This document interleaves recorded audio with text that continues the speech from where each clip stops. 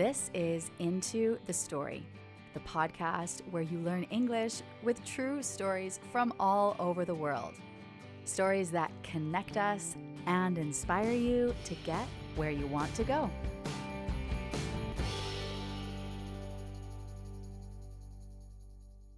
What am I doing here?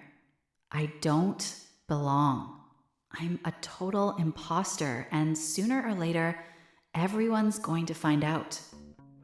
Feeling not good enough, even when you are. This is imposter syndrome.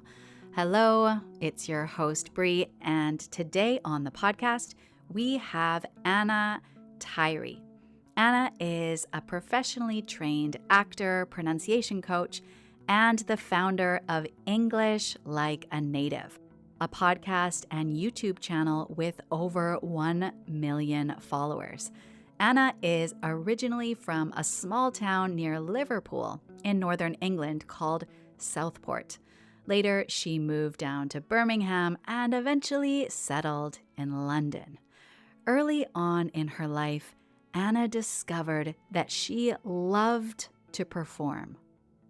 I want to move people with my voice, with my storytelling. I know that it's not an easy career, that maybe there's not much money in it, but this is who I am. This is my soul. Anna decided that she wanted to go to one of the most prestigious music schools in the UK and Europe, but she felt that she wasn't good enough. Please make sure to click the follow button on your podcast app so that you never miss a new episode of Into the Story. And as always, it's free. Okay, it's time to look at 5 words and expressions that Anna uses in today's story. The first one is to nag, N-A-G. So to nag is to keep asking or reminding someone to do something, often in an annoying or persistent way.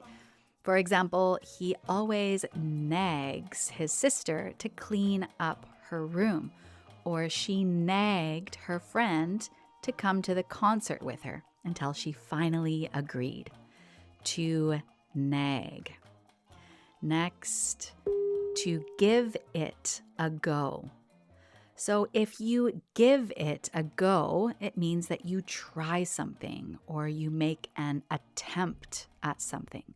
For example, I'm not sure if I can ski, but I'll give it a go. Or she wasn't confident about dancing in public, but she decided to give it a go at the talent show. To give it a go. Next, to be blown away.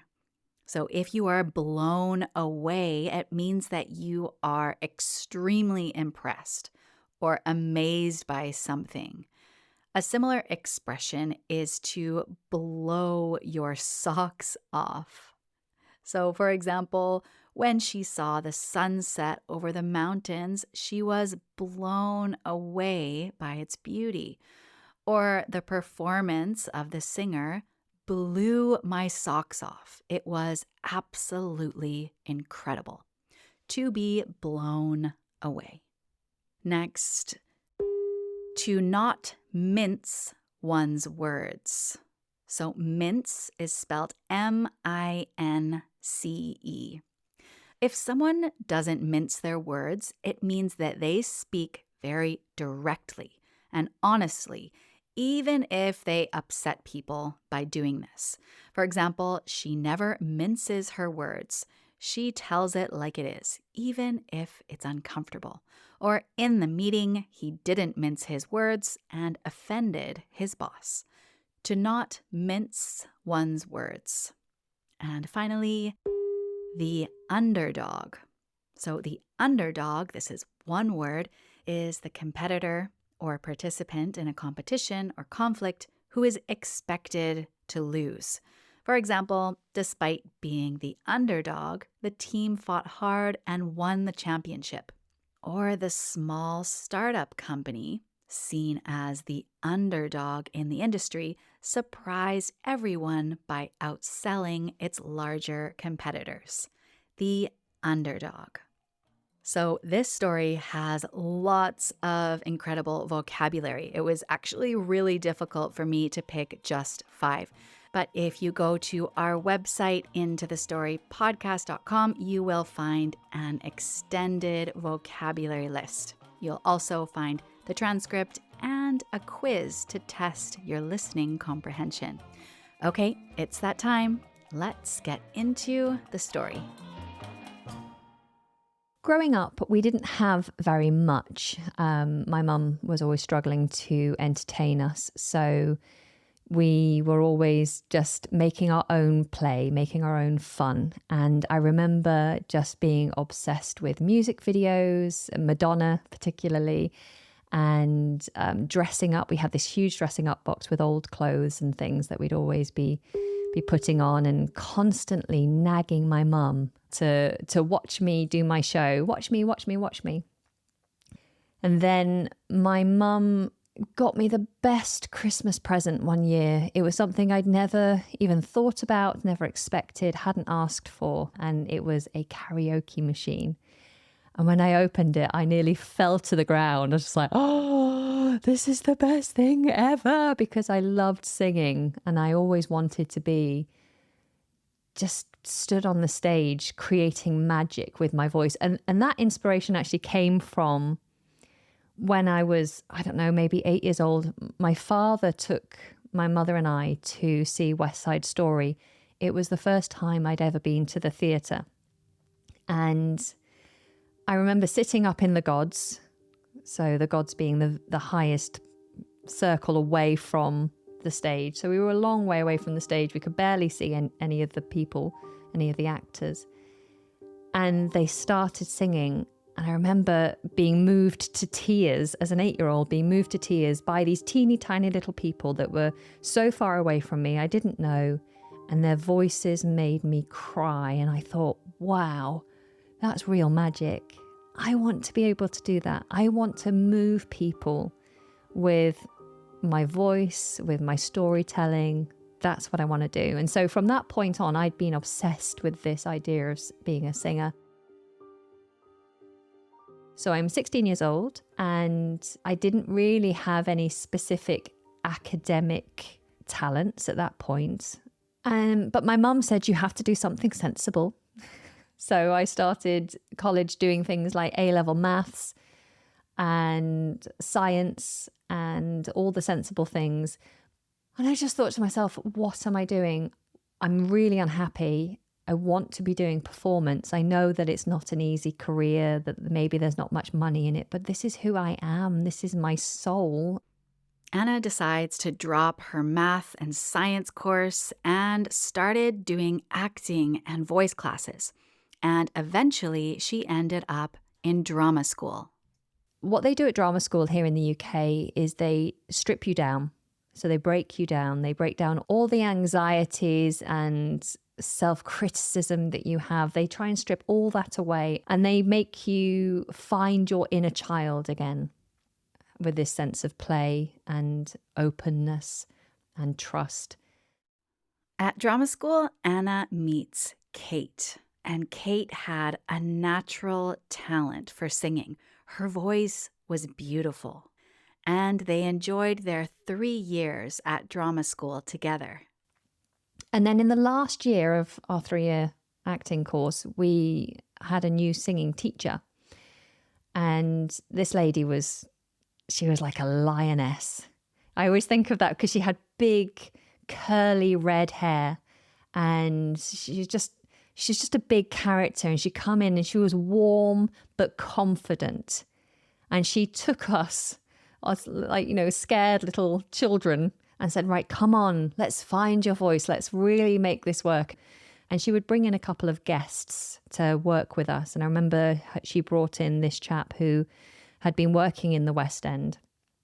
And he did a workshop with me where I sang about a song about being a mother and struggling with my child. And it made him cry. And he's like, oh, wow, you've got a real talent for storytelling through song. And that's the first time anyone had ever suggested that my voice was nice or that I could sing and move people in the way that I'd always wanted to.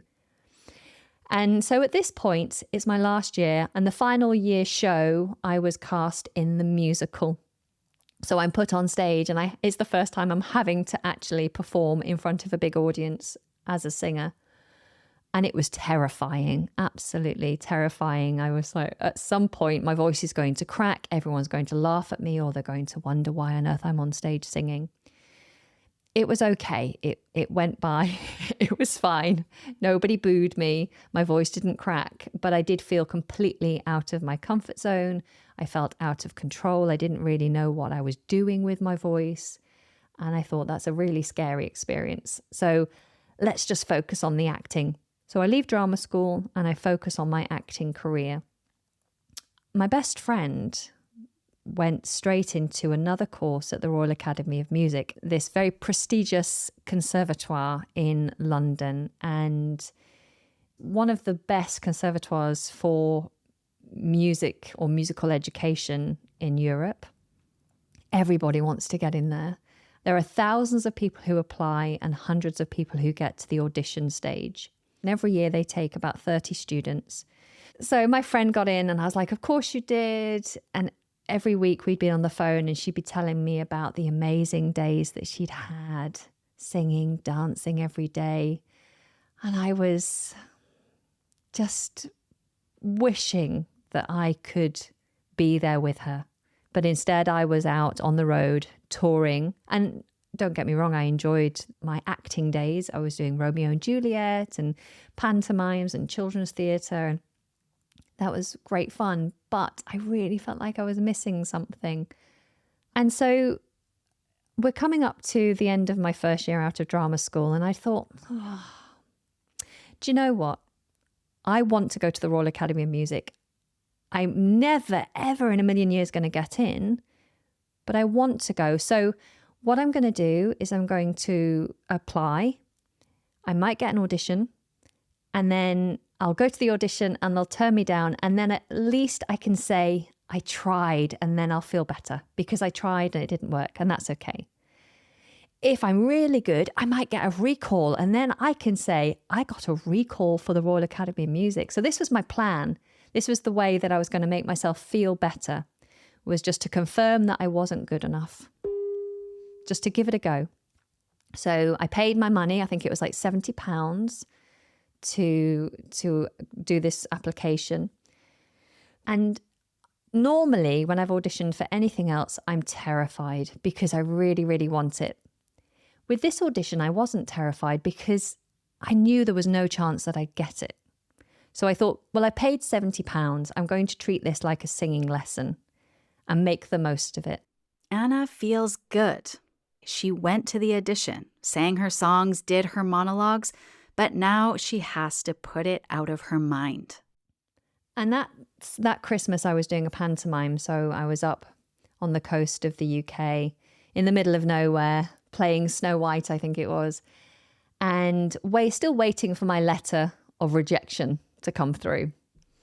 And then one day, mid-show, I was having a little break. I was waiting for my call to go back on stage, and I have a phone call that I've just missed. And I see it and I thought, oh, why am I getting a call from home? I told them to call me when my letter arrived. Maybe they've got my letter from the Royal Academy. So I give them a quick ring. I said, look, I've got 5 minutes before I have to go back on stage. What's going on? What's happening? Oh, your letter's here. It says Royal Academy on the front. Do you want me to open it? And I was like, oh, yes, please. Maybe I've got a recall. Maybe. So they open it up and she reads to me, okay, so they say, thank you so much for attending your audition. Lots of people applied this year. And this is what they normally start with. And then they go on to say, but unfortunately. But the words I hear are not unfortunately. The words I hear are, and we're very pleased to tell you that you have been offered a place on the course. And I was like, What? Sorry? What? I was so blown away by the fact that I hadn't got a recall. I'd been offered a place from that one audition. Little me, who is not good enough, who doesn't have a good enough voice, who's never done any singing auditions or singing training before, has been offered a place, one of the 15 places in the Royal Academy of Music. This has got to be a joke. And so she was like, okay, I'm going to have to go now. And I was like, yeah, I've got to go on stage now. I'm literally shaking with just shock and excitement. I go on the stage and I'm doing my next little scene. And then the reality starts to sink in a little bit of, oh my goodness, now I've got to find the money to pay for this course, because I hadn't thought about the reality of how I'd actually, physically be able to do this, because it's an expensive master's degree.